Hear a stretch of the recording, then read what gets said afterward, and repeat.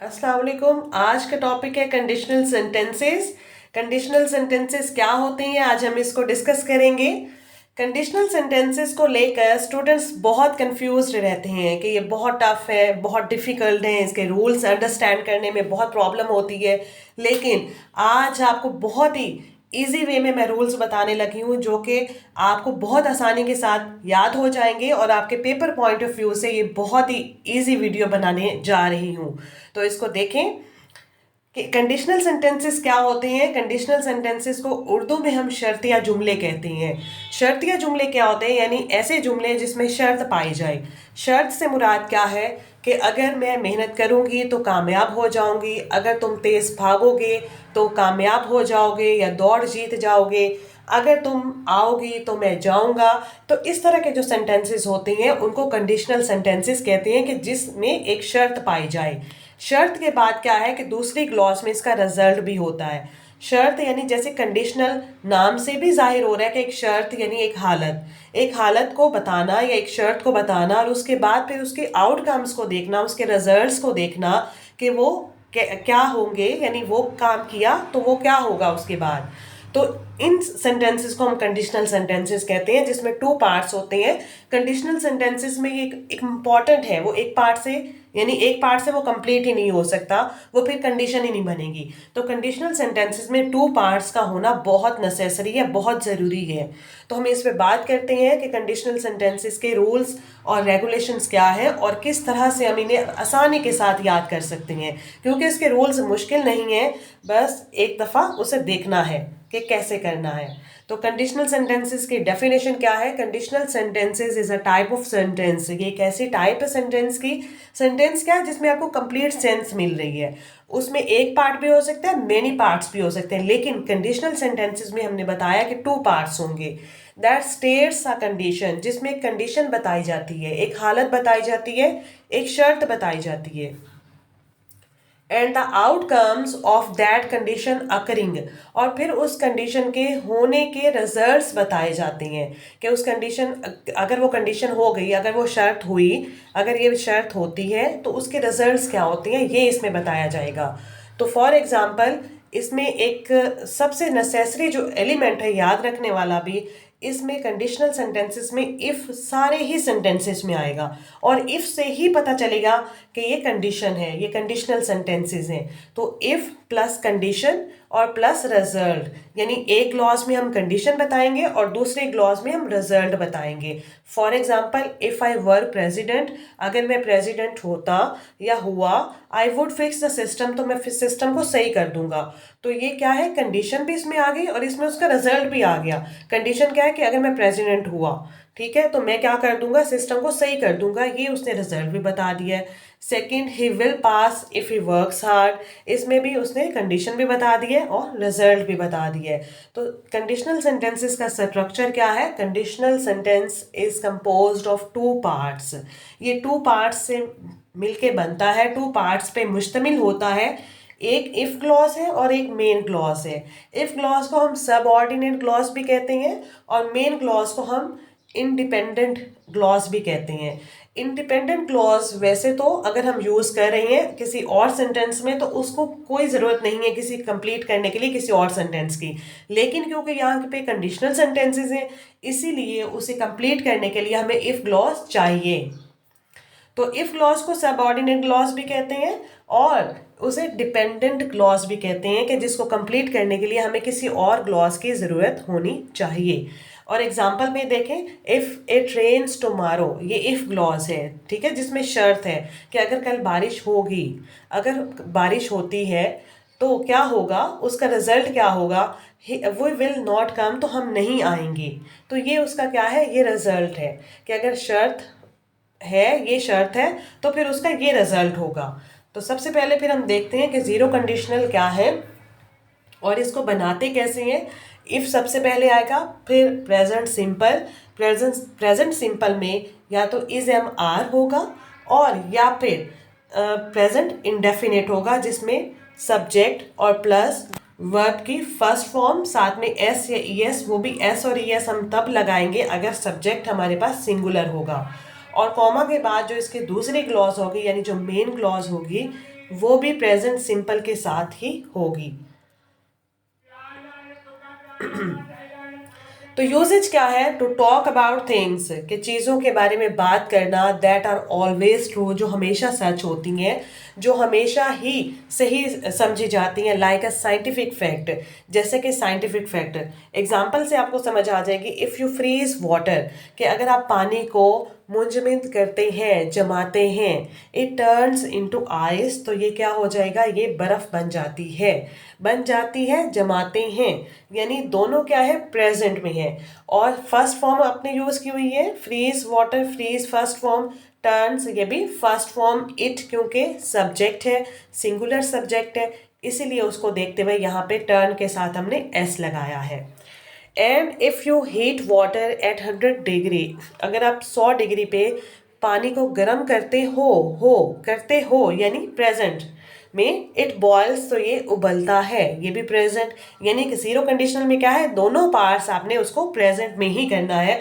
और ऐसे ही होंगे जिसमें साइंटिफिक फैक्ट पाया जाएगा कि ये करेंगे तो ये होगा, यानी जिसमें हकीकत बताई गई है। अब हम इसको उर्दू में भी देख लेते हैं कि हम हकाइक के बारे में बात करें, हकीकत के बारे में हम बात करते हैं, अगर ये हो तो ये होता है, ये इसकी पहचान है। और उर्दू में पहचान को मेमोराइज करना ये बहुत इंपॉर्टेंट है। अगर आपने उर्दू में पहचान को याद कर लिया और समझ लिया तो आपको इंग्लिश में सेंटेंस बनाने में कोई प्रॉब्लम नहीं होगी। फार्मूला आपसे पहले भी बताया है कि डिस्कस किया है कि फार्मूला को क्या करना है, कि फॉर्मूला कैसे बनाते हैं इफ और प्रेजेंट सिंपल के साथ। और एग्जाम्पल भी आपके सामने है।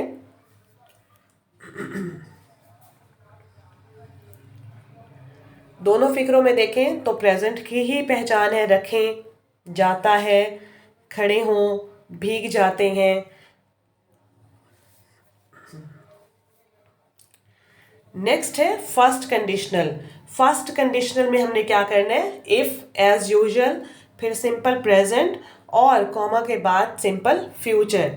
सिंपल प्रेजेंट क्या है? प्रेजेंट इंडेफिनेट, जो हम पहले भी डिस्कस कर चुके हैं। और सिंपल फ्यूचर क्या है? फ्यूचर इंडेफिनेट, जिसमें हम सब्जेक्ट और विल लगाते हैं। और यहाँ पे अगर नेगेटिव बनाना है तो नेगेटिव के लिए हम विल नॉट लगाएंगे, शेल नॉट लगाएंगे। और ऐसे ही प्रेजेंट के नेगेटिव में डू और डज यूज करते हैं। तो यूजेज क्या है? To talk about possibilities in the present और इन द फ्यूचर, कि हमने प्रेजेंट और फ्यूचर की पॉसिबिलिटीज को बताना है कि अगर ये होता है तो ये होगा, अगर ये होगा तो ये होगा, यानी अगर बारिश होगी तो हम घर पे रुकेंगे, तो ये पॉसिबिलिटीज़ हैं। इफ़ इट रेन्स, अगर बारिश होगी या बारिश होती है, इसे दोनों तरह से हम कर सकते हैं। I will stay at home, तो मैं घर पे ही रुकूंगा। If I wake up late, अगर मैं देर से उठूंगा, I will miss the train, तो मैं बस को छोड़ जाऊंगा, मेरे से बस रह जाएगी, मेरी बस छूट जाएगी। And if it is sunny, और अगर धूप निकलती है, we will go to park, तो हम पार्क जाएंगे, यानी आपको अंडरस्टैंड करने में प्रॉब्लम नहीं होगी। एक में रिजल्ट है, एक में कंडीशन है। अब इसको हम उर्दू में भी देख लेते हैं कि हम मुस्तकबिल में कुछ होने का अंदाज़ा लगाते हैं, जिसके लिए हम शर्त पहले रख देते हैं और रिजल्ट हम मुस्तकबिल के बारे में बताते हैं कि ये रिजल्ट होगा, अगर ये हो, उर्दू में जो फिक्र की पहचान बनेगी, अगर ये हो तो ये होगा, या दोनों भी होगा कि अगर ये होगा, ठीक है, दोनों भी हो सकती हैं। जैसे आप फर्स्ट वाली एग्जांपल यहाँ पे देखें तो उसमें है कि अगर बारिश होती है तो हम ट्रिप मंसूख कर देंगे।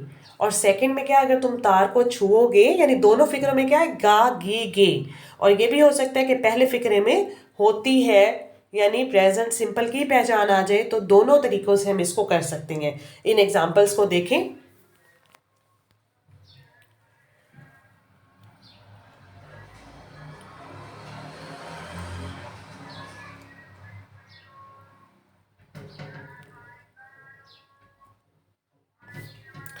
फिर क्या है कि अगर टू पार्ट्स है ना, दोनों पार्ट्स को हमने करना कैसे है? If you don't study you will fail the test, comma लगाया है क्योंकि इफ़ ग्लॉस पहले आ रही है और जो रिजल्ट है वो बाद में आ रहा है, तो दरमियान में कॉमा मस्ट लगाएंगे।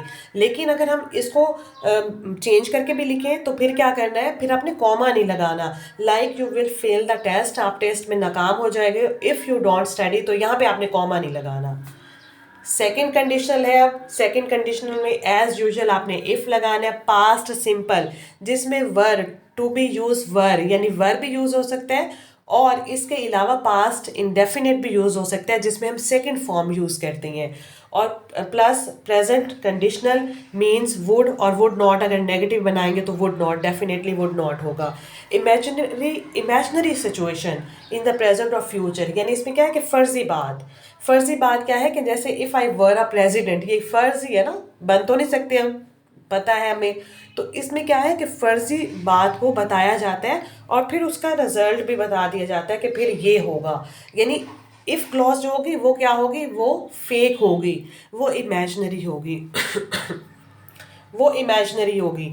इफ़ आई वॉन $1 million, अगर मैं $1 million कमाए, अगर मैंने $1 million कमाए, I would buy a new car, तो मैं नई कार खरीदूंगा। ठीक है, तो ये क्या हो गया, इमेजिनरी हो गया ना, इमेजिनेशन में हो गया। इफ़ आई वर यू, अगर मैं तुम होता, तुम्हारी जगह पे होता, आई वुड क्विट स्मोकिंग, तो मैं स्मोकिंग को तर्क कर दिया होता, कर चुका होता, कर चुका होते में नहीं करेंगे, कर दिया होगा, मैं देता कर देता में भी कर सकते हैं, क्योंकि वुड की हम पहचान को देखें तो ये गागीगे में भी आता है और उसके अलावा जाता आता में भी आता है। If I were the president I would lower taxes, ठीक है, तो ये भी वही कंडीशन है।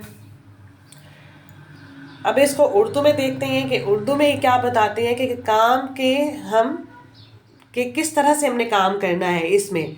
तो उर्दू के पहले हिस्से में इसकी पहचान क्या है, अलिफ छोटी और बड़ी है, यानी वही जो प्रेजेंट पास्ट इंडेफिनेट की आती है, और दूसरे हिस्से में क्या है, गा गी गे होगा। और बनाने का तरीका क्या है कि शर्त वाले हिस्से में हम वर्ब की सेकंड फॉर्म लगाएंगे और दूसरे हिस्से में हम वुड लगाएंगे, वुड के बाद फर्स्ट फॉर्म को यूज़ करना है। और नेगेटिव सेंटेंसेस बनाते हुए सब्जेक्ट के बाद हम डिड नॉट लगाते हैं और साथ में वुड के साथ नॉट आ जाएगा अगर नेगेटिव बनानी है। तो इसके एग्जांपल देखें, उर्दू में भी देखें कि अगर इसने मेहनत की। थर्ड कंडीशनल में हम इफ़ और फिर इफ़ ग्लॉस में ही हम पास्ट परफेक्ट टेंस लगाएंगे। पास्ट परफेक्ट टेंस को जैसे हम करते हैं, हैड के साथ थर्ड फॉर्म लगेगी और सेकंड जो पार्ट होगा वो परफेक्ट कंडीशनल का होगा, यानी वुड हैव और साथ में third form, past participle third form को कहते हैं। और अगर हमने नॉट लगाना है तो वुड नॉट हैव आ जाएगा, यानी जो दोनों एक्सिलरी हैं वुड हैव, उसके दरमियान में हमने नॉट लगाना है। तो ये भी क्या है कि imaginary situation in the past, ये टोटल पास्ट में, इसमें फ्यूचर की बात ही नहीं है। जिस तरह से हमने सेकंड में किया वो भी इमेजिनरी सिचुएशन थी, लेकिन पास्ट और फ्यूचर का मिक्सचर है। लेकिन इसमें हम क्या करेंगे, ये सारी पास्ट की है कि ये होता तो ये हो जाता, ये ना होता तो ये होता। तो दोनों में फिक्रों की भी जो है वो सिमिलैरिटी जो है वो लास्ट के जो वर्ड्स हैं वो सेम ही हैं। वो तो हम उर्दू में डिस्कस करेंगे कि क्या इसकी पहचान है। इंग्लिश में इसके एग्जांपल देखें। If I had got a gold medal, अगर मुझे गोल्ड मेडल मिलता, I would have been happy, तो मैं खुश हो जाता। उर्दू में देखें, ऐसा काम जिसमें अब कोई तब्दीली नहीं की जा सकती। अगर ये होता तो वो हो चुका होता, वो हो पाता, वो कर पाता, कर सकता।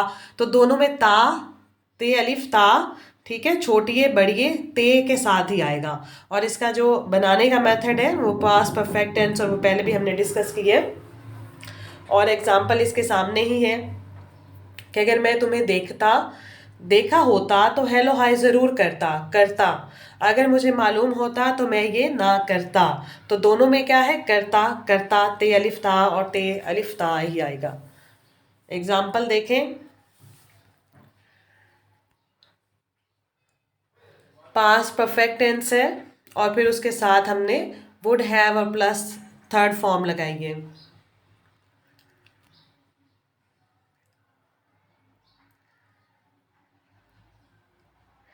उसके बाद हमारे पास कुछ रूल्स हैं, आप इसको देखें कि सेकंड कंडीशनल के क्या रूल्स हैं, फिर सेकंड कंडीशन में क्या है, फर्स्ट कंडीशन में क्या है, थर्ड कंडीशनल क्या है और ज़ीरो कंडीशनल क्या है, उनमें डिफ्रेंशिएशन क्या है, वो आप इसको देखें।